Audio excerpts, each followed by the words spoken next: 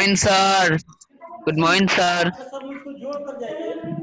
Good morning, sir. Good morning, sir. Good morning, sir. Good morning, sir. Good morning Good morning, sir. Good morning good morning. मेरी आवाज सुनाई दे रही है? Yes, sir. sir. सुनाई दे रही है। Yes, sir. सुनाई दे रही है। तो आज हम पढ़ेंगे। ये बताओ, जो पढ़ाते हैं मटेरियल आप लोगों को कौन भेजता है? Hello Yes, sir. मुस्कान, कौन मटेरियल भेजता है? कोई मटेरियल भेजता है आप लोगों को?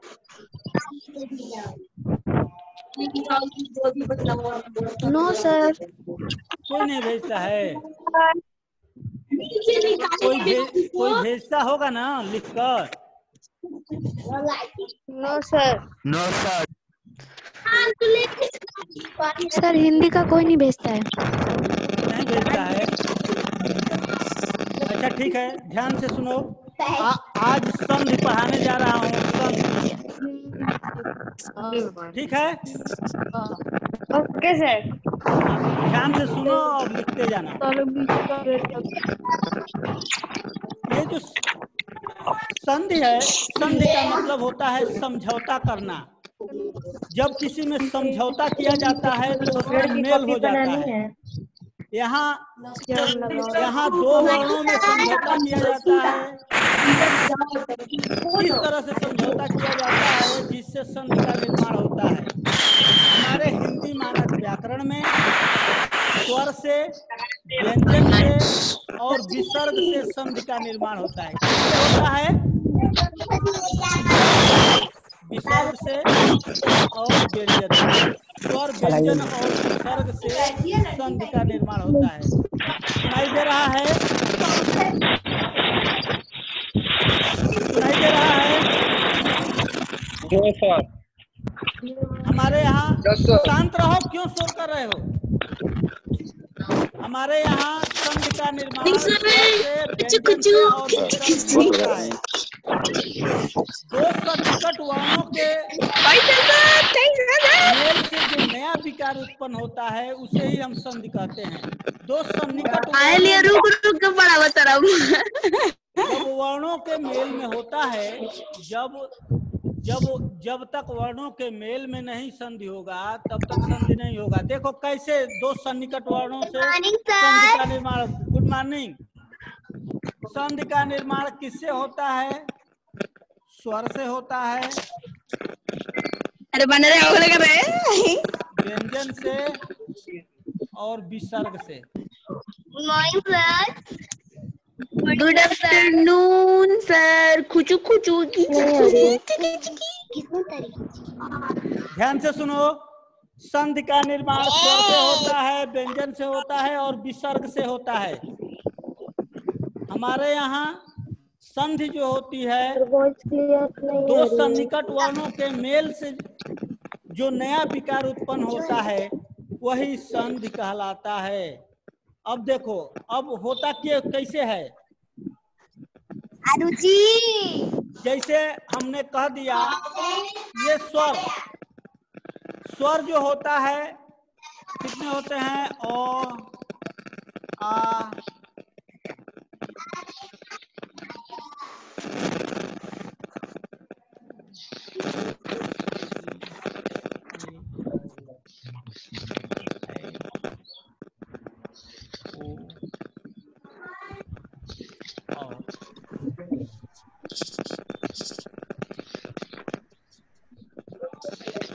देखो अ, आ, ई, बड़ी,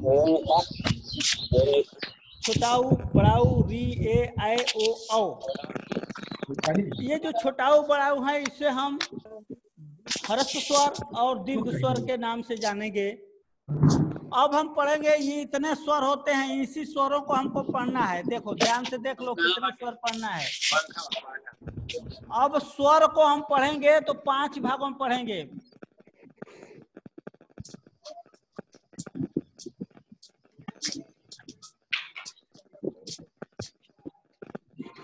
देखो, दीर्घ स्वर संधि, दीर्घ स्वर संधि, दीर्घ स्वर संधि,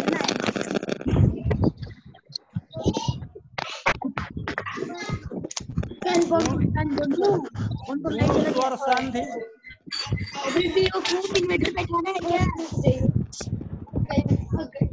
यण स्वर संधि, यण स्वर संधि,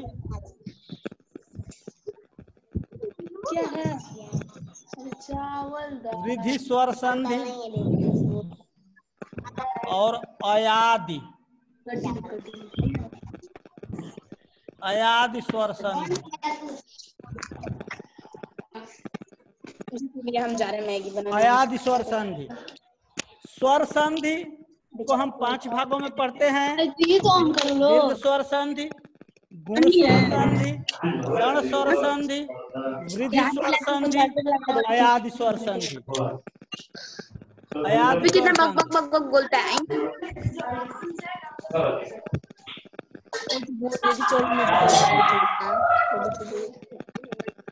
मेरी आवाज सुनाई दे रही है? खुशी आवाज मैं सुनाई तो दे मेरे रही है? चैप्टर भी नहीं खत्म करवाई है। Yes sir. तो ध्यान से सुनो। सर सबको अनम्यूट कर दीजिए। नहीं सर आवाज क्लियर नहीं। ये जो लिख रहे हैं लिखते जाओ। स्वर संधि को कितने है सर। कितने भागों में हम पढ़ते हैं नोट करते जाओ। 5 भागों में। नोट करो। यस ये तो सर। एक बार पढ़ाए थे यस सर। सर, ये तो एक बार पढ़ाए थे। नोट कर लो। दीर्घ स्वर संधि, गुण स्वर संधि, यण स्वर संधि, वृद्धि स्वर संधि और अयादि स्वर संधि। तो एक बार पढ़ा दिए।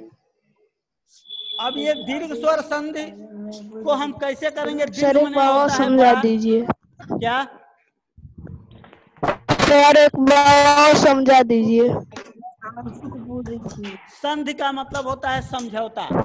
समझौता मतलब मेल करना, मिलाना। अब किसको मिलाएंगे? वर्णों को मिलाएंगे कि शब्दों को मिलाएंगे? तो विसर्ग को सर आवाज मिलाएंगे। साफ नहीं आ रहा है। सुना, ध्यान से सुनने का प्रयास करो, सुनाई देगा। तो वर्णों के मेल को, जब वर्णों के सन्निकट वर्णों के मेल से जो नया विकार उत्पन्न होगा वही संधि कहलाता है। संधि का निर्माण होता है स्वर से, व्यंजन से और विसर्ग से। उसके बाद हम स्वर पढ़ेंगे, स्वर संधि। स्वर संधि के हम 5 भागों में पढ़ेंगे। दीर्घ स्वर संधि, गुण स्वर संधि, रुचि की तरफ से संधि, वृद्धि स्वर संधि, अयादि स्वर संधि। अब हम पढ़ेंगे, देखो स्वर संधि में दीर्घ जो स्वर संधि है, दीर्घ मतलब होता है बड़ा। तो दीर्घ होता कौन कौन है? Uh, sir voice is not clear. आ, ये 2 चीजें हैं। सर वॉइस इज और नॉट क्लियर। इसमें दीर्घ जो होता है, जो दीर्घ स्वर संधि होता है। Sir voice is not clear. सुनाई दे रहा है बेटा? नेटवर्क नहीं होगा। देखो दीर्घ स्वर संधि में दीर्घ होता कैसे है? जैसे मैंने लिख दिया सर आपका आवाज साफ नहीं आ रहा। विद्यालय,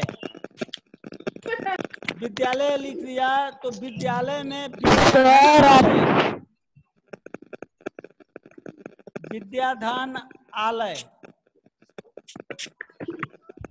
तो विद्या में 2 सन्निकट वर्णों के मेल में ये दोनों तरफ के जो शब्द होंगे, जब तक सार्थक नहीं होंगे संधि का निर्माण नहीं होगा।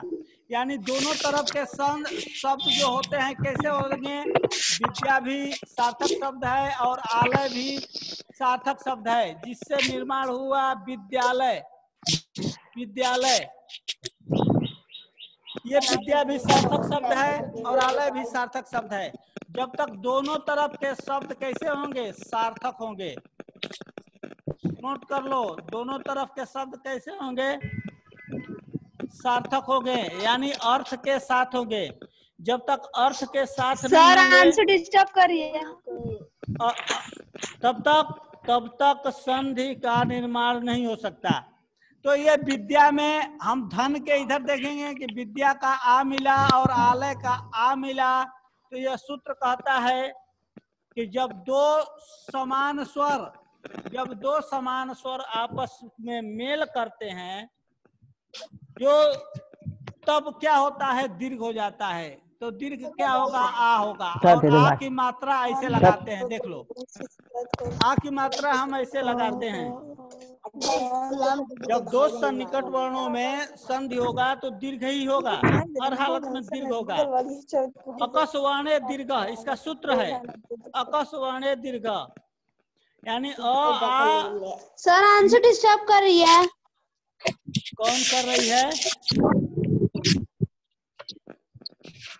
जब दो समान स्वर आपस में मेल कर लेंगे तो आ की मात्रा लग जाएगी और इन दोनों में क्या होगी, संधि हो जाएगी। देखो कैसे हो गया, विद्या का आ और आलय का आ मिला तो आ हो गया, तो विद्या भी सार्थक हो गया, आलय भी सार्थक हो गया। अब सब शब्द का निर्माण क्या हो गया, विद्यालय हो गया, विद्यालय। अब देखो हम सिद्ध कैसे करेंगे कि यह मेरा जो विच्छेद की प्रक्रिया है वह है कि नहीं है।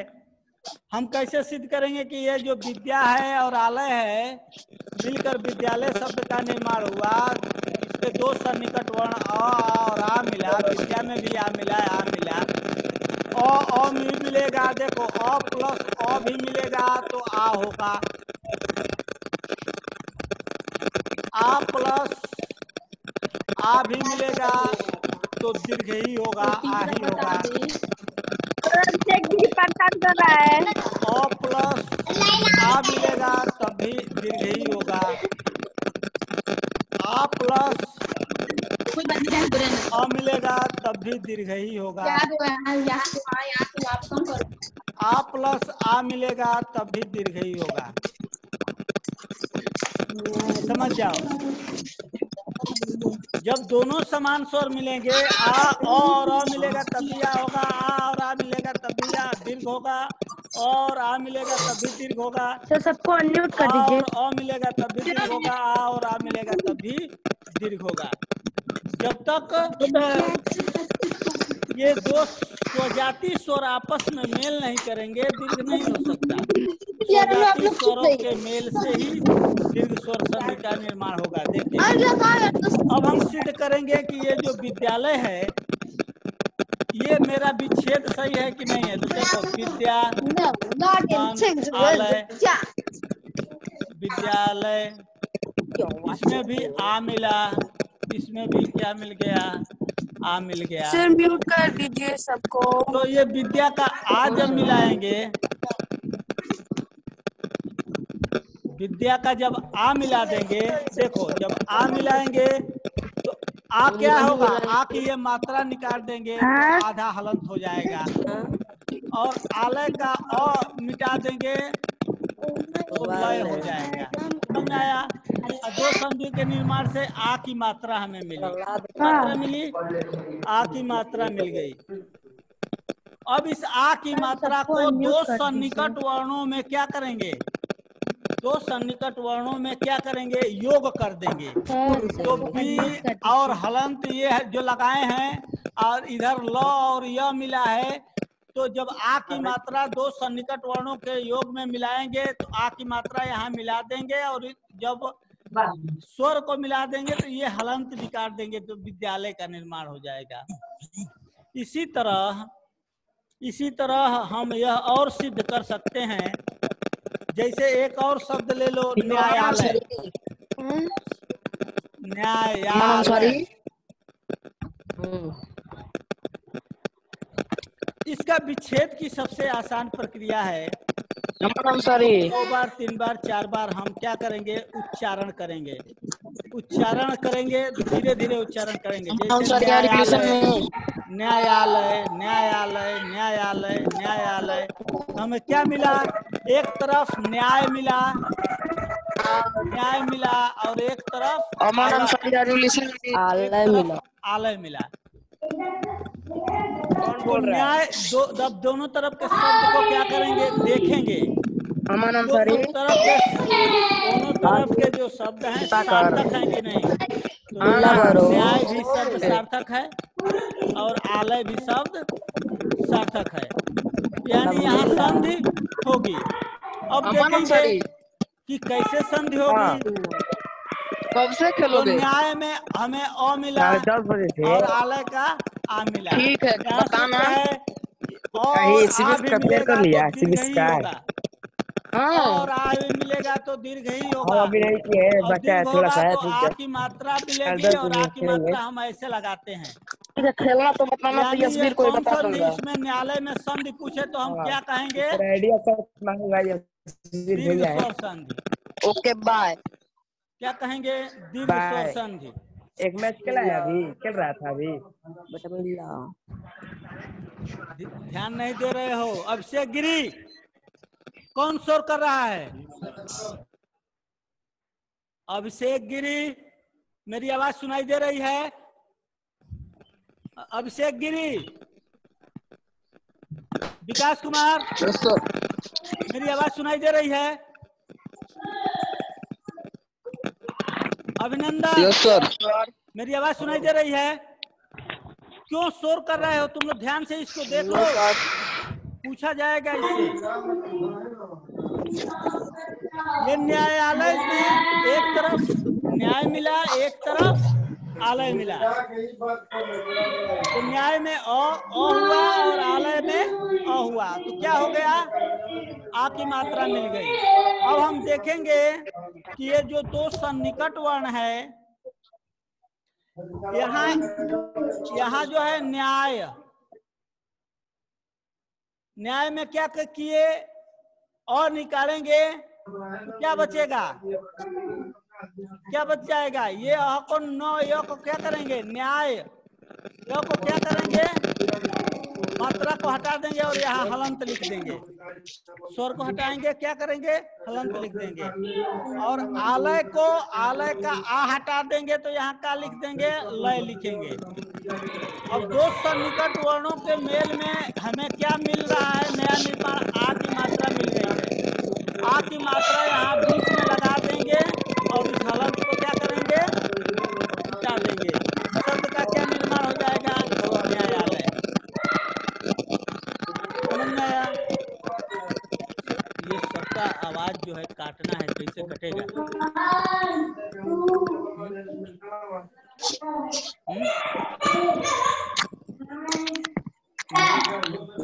सर सबको अनम्यूट कर दीजिए।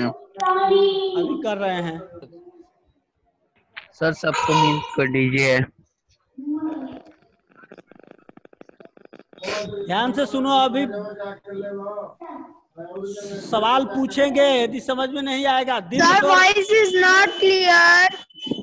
दीर्घ स्वर संधि समाप्त हो गया है, देख लो। सर आवाज नहीं आ रही है। नेटवर्क देखो अपना बेटा, नेटवर्क देखो, नेटवर्क देखो। सर आ रही है, आ रही है। नेटवर्क देखो। एक बार फ्लाइट मोड ऑन करके फिर उसको ऑफ कर दो, नेट चालू करो, देखो आ जाएगा।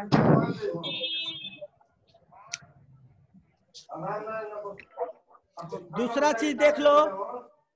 दूसरा चीज ये है कि ये स्वर संधि हो गया, और दीर्घ संधि गुण स्वर सर। संधि का नियम है, गुण में होता है असमान स्वर का मेल होता है। ये दीर्घ स्वर संधि था। क्या था? दीर्घ स्वर संधि।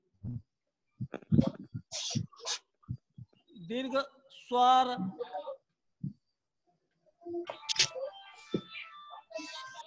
स्वर संधि। अब देखो गुण स्वर संधि का नियम देखो।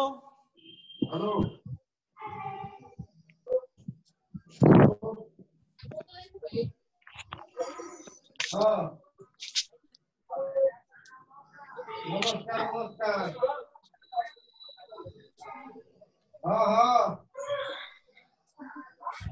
गुण स्वर संधि गुण स्वर संधि में नियम है कि दो असमान स्वर हो। यहाँ तो दीर्घ में समान स्वर मिल रहा था, अ मिल रहा था, तब संधि हो रही थी और दीर्घ हो रही थी।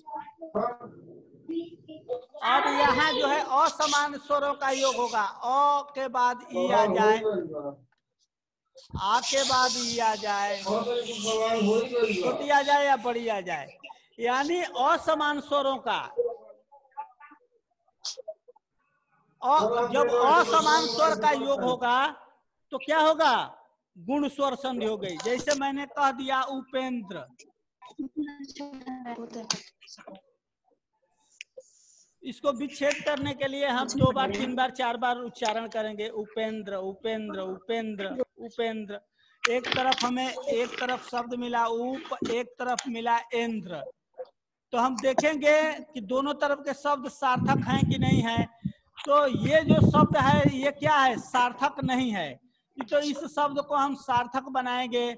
जब सार्थक बनाएंगे तो क्या बनेगा? इंद्र बनेगा। उपधन इंद्र क्या हो गया? उपेंद्र। अब हम ये जब दो असमान स्वरों का मेल होगा तो ए की मात्रा मिलेगी। ये सूत्र है, ये सूत्र है कि ए की मात्रा मिलेगी। सर थोड़ा सा बच्चों की आवाज काट दीजिए। सर सबको म्यूट कर दीजिए। अब ध्यान से सुनो, यहाँ जो है दोनों तरफ के शब्द क्या हो गए? सार्थक हो गए। उप भी और इंद्र भी, दोनों तरफ के शब्द सार्थक हो गए। अब हमें क्या मिल गया? ए मिल गया। और ए की मात्रा कैसे लगाते हैं? ऐसे लगाते हैं। तो हम सिद्ध करेंगे कि दो जो सन्निकट वर्ण है क्या है, क्या क्या मिल रहा है। तो उप में हमें अ मिल रहा है और इंद्र में का ई मिल रहा है, यानी असमान स्वरों का योग हो रहा है। अ के बाद ई का योग हो रहा है, तो हमें विकार क्या मिलेगा? ए मिलेगा। और ए की मात्रा लगाते कैसे हैं? ऐसे लगाते हैं। ये बात समझ में आ गई? ए की मात्रा जो है ऐसे लगाते हैं। अब देखेंगे कि ये मेरा विच्छेद सही है कि नहीं, सिद्ध करेंगे। तो देखो, उप धन इंद्र, तो उप में अ मिला, सन्निकट वर्ण, यहाँ ई मिला। अब उ और प में से अ निकालेंगे तो प के नीचे क्या करेंगे? हलंत लगा देंगे। और इंद्र में से ई निकाल देंगे तो आधा न और द्रव बचेगा। ई निकाल देंगे तो आधा न और द्रव बचेगा। हमें विकार में ए मिला है और ए की मात्रा ऐसे लगाते हैं। तो यहाँ क्या करेंगे? दो सन्निकट वर्णों के मेल में ए की मात्रा लगाएंगे और ये हलंत क्या करेंगे? मिटा देंगे। समझ में आ गया? ये तरीका नोट कर लो बेटा। ये सारे बच्चे तरीका नोट कर लें। कैसे हम पहचानेंगे? जब दो स्वजाति स्वर आपस में मेल करेंगे तो दीर्घ स्वर संधि होगी। जब दो असमान स्वर आपस में मेल करेंगे तो गुण स्वर संधि होगी। जल्दी इसको जल्दी नोट कर लो। अब वृद्धि स्वर संधि में क्या होता है कि असमान स्वर हो, अ के बाद ए आ जाए,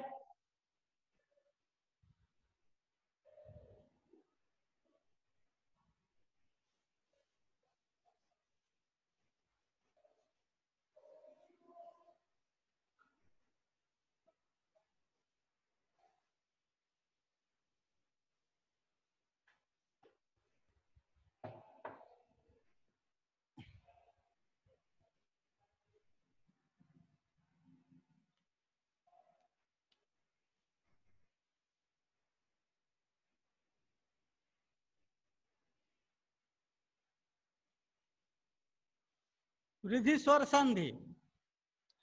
जैसे मान लो कि अ के बाद ए आ जाए, अ के बाद ए आ जाए या आ के बाद ए आ जाए। अ के बाद आवे या आ के बाद आवे, हर हालत में यहाँ ए की मात्रा लगेगी।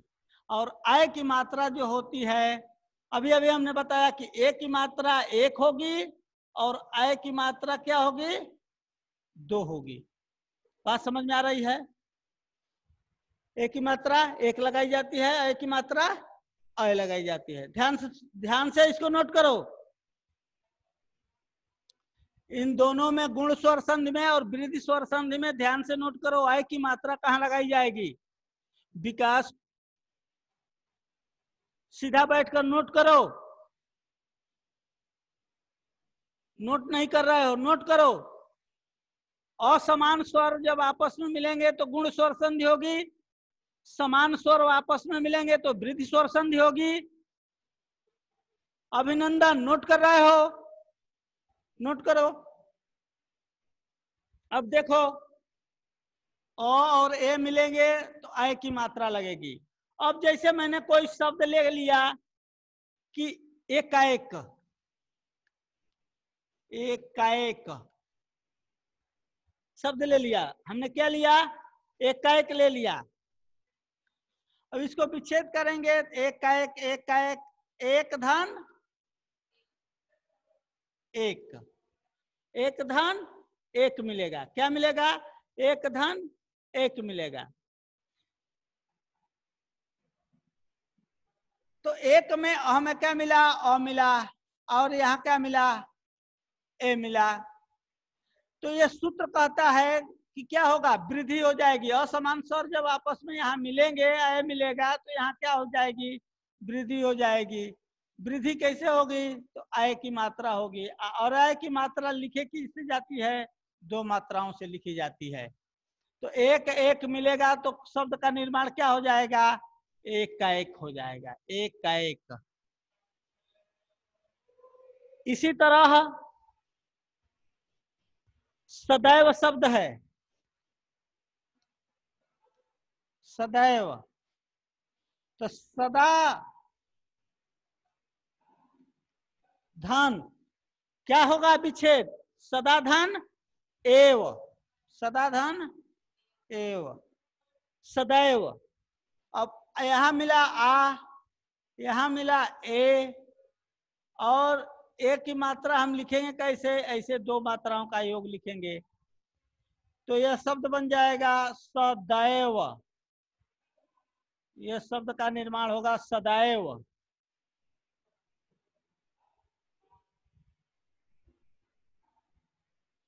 शब्द का निर्माण होगा सदैव।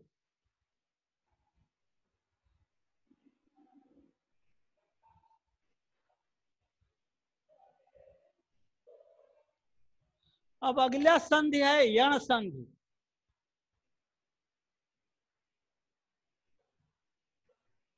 यण संधि देखो, वृद्धि स्वर संधि हो गया। अब आगे हम पढ़ेंगे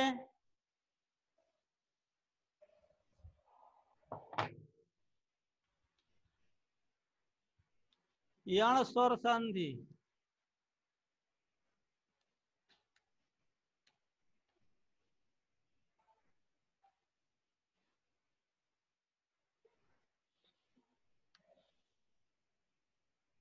यण स्वर संधि, यण स्वर संधि का नियम है, अब इको यणचि, इक धन यण धन अच्छी, ये सूत्र है। इक धन यण धन अच्छी। इक के अंदर आने वाले वर्ण ई उ री ली, यण के अंदर य व र ल, यानी यह इसका यह नियम है कि जब ह्रस्व या दीर्घ ई उ री के बाद, या तो वह ह्रस्व हो या दीर्घ हो, ई उ री के बाद यदि कोई असमान स्वर य व र ल आता है तो क्या हो जाता है? री का र हो जाता है, ई का य हो जाता है, उ का व हो जाता है, और री का र हो जाता है। यानी ई उ री ली के बाद यदि कोई समान असमान स्वर आता है तो य व र हो जाता है, य व र हो जाता है। स्वरों के इसी मेल को यण स्वर संधि कहते हैं। जैसे यद्यप इत्यादि, या एक शब्द है, देख लो, इत्यादि, इत्यादि, इसको हम विच्छेद करेंगे। जब हम इसका विच्छेद करेंगे तो हम पाएंगे कि इति धन आदि, क्या पाएंगे? इति धन आदि, इति धन आदि। तो यहाँ ई आया, यहाँ ई आ गया, इति ई। तो यह सूत्र कहता है कि ई उरी के बाद यदि ई उरी के बाद यदि कोई असमान स्वर आता है, यहाँ असमान स्वर यदि आ जाता है, आ जाता है, तो क्या होता है? ई का यो, ई का यो हो जाता है। ई का क्या होगा? ई का क्या होगा? ई का यो हो जाएगा, ई का यो हो जाएगा। तो इति में क्या हो गया? देखो अब यहाँ इसी सूत्र के अनुसार इत्यादि शब्द का निर्माण हुआ। देख लो, इत्यादि शब्द का निर्माण हो गया। ई उरी के बाद यदि कोई असमान स्वर आता है तो ई के स्थान पर य, नोट करो, ई के स्थान पर य, उ के स्थान पर व, उ के स्थान पर व, और री के स्थान पर र हो जाता है। हा? क्या? री के स्थान, री, देखो ये शब्द है री, री के स्थान पर, री के स्थान पर, नोट कर लो, री के स्थान पर र हो जाता है, र हलंत, री के स्थान पर र हलंत हो जाता है, री के स्थान पर र हलंत हो जाता है। सर देखिए ना, समाप्त हो गया क्या? बेटा समाप्त हो गया?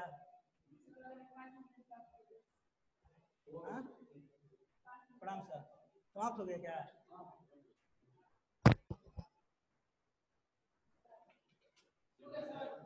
हाँ सर, ऐसा नोट करो, नोट करो। हाँ, वैसे क्लास है आपका है 7 मिनट है, 7 मिनट है, तो वो क्या कर रहा है? अरे सर थोड़ा हमको भी बताते रहिए, सिखाएंगे नहीं भाग जाएंगे।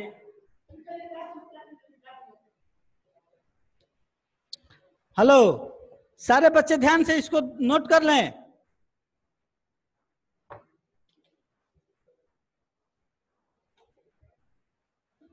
हो गया? अगला देखो, यण स्वर संधि हो गया। अब वृद्धि हो गया। अब हमको समझना है अयादि स्वर संधि।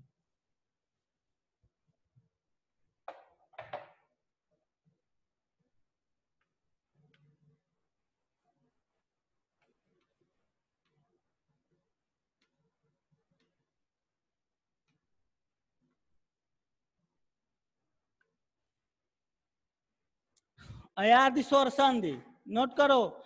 जब ए आए ओ औ के बाद, किसके बाद? ए आए ओ औ के बाद, औ के बाद, ए आए ओ औ के बाद, ए आए ओ औ के बाद इनमें से भिन्न स्वर आता है। यदि इनमें से के बाद, इनमें से, नोट करो, इनमें से भिन्न स्वर आता है, यदि भिन्न स्वर आता है तो देखो होता क्या है। भिन्न स्वर आता है तो ए के स्थान पर, ए के स्थान पर आए, ए के स्थान पर क्या होगा? अय होगा, अय होगा, य में हलंत रहेगा, अय होगा। ए के स्थान पर आय होगा, और ओ के स्थान पर, ओ के स्थान पर औ होगा, और औ के स्थान पर आव होगा। यह नियम है। ये नियम है, नोट कर लो। उसे अयाद स्वर संधि कहते हैं। अयाद स्वर संधि कहेंगे, अयाद स्वर संधि, इसे अयाद स्वर संधि कहेंगे। जैसे एक उदाहरण के रूप में हम लेते हैं शयन, पहले लेंगे क्या, सौ, य और न। शयन शब्द लिए, इसका हम विच्छेद करेंगे तो से धन यन होगा। से धन शयन का जब हम विच्छेद करेंगे तो से धन अन होगा। या मैंने ले लिया नयन, नयन। अब नयन का विच्छेद करेंगे तो ने धन अन होगा। ने धन अन, ने धन अन होगा। ने आया, ने की मतलब ए की मात्रा आ गई, एक मात्रा है तो ए का हुआ, और यहाँ क्या आ गया, अ आ गया। ए के बाद यदि अ आता है तो क्या होगा, अय हो जाएगा, अय हो जाएगा। समझ में आ रहा, अय हो जाएगा। जब अय हो जाएगा तो क्या होगा, क्या निर्माण हो जाएगा, नयन हो जाएगा, य हो जाएगा, न, य और न हो जाएगा। ये बात समझ में आ रही है? ए, फिर से सुन लो। यदि ए के बाद क्या होगा, अय हो जाएगा, अय की बाद आय हो जाएगा, ओ की बाद अ हो जाएगा, ओ की बाद आओ हो जाएगा। यदि इसके बाद कोई असमान स्वर आता है तो ए का अय का आय, ओ का औ का आओ हो जाता है। यदि ए आय ओ औ के बाद, यदि ए आय ओ औ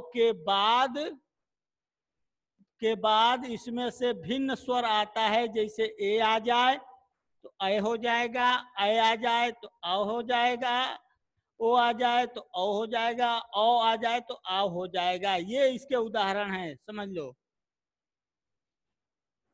एक और देख लो, पावन शब्द है, जैसे मैंने लिख दिया पावन।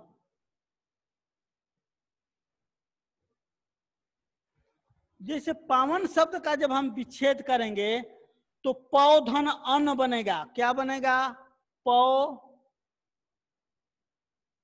धन अन।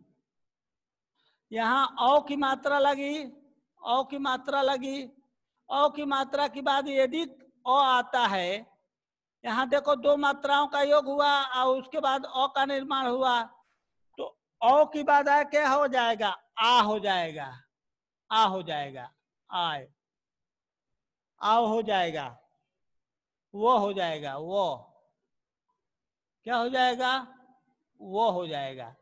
इसी तरह ये शब्द पा हो गया, पावन शब्द बन गया, पावन शब्द बन गया।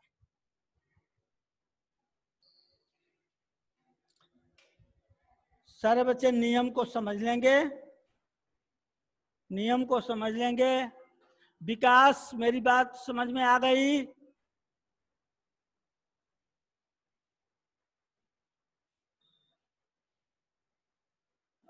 ये साइलेंट मोड को हटाओ,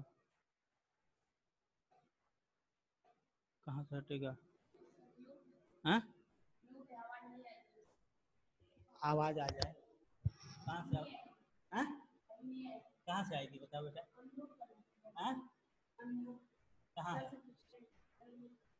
तुमको ढंग नहीं आता है, हम बुलाओ तो।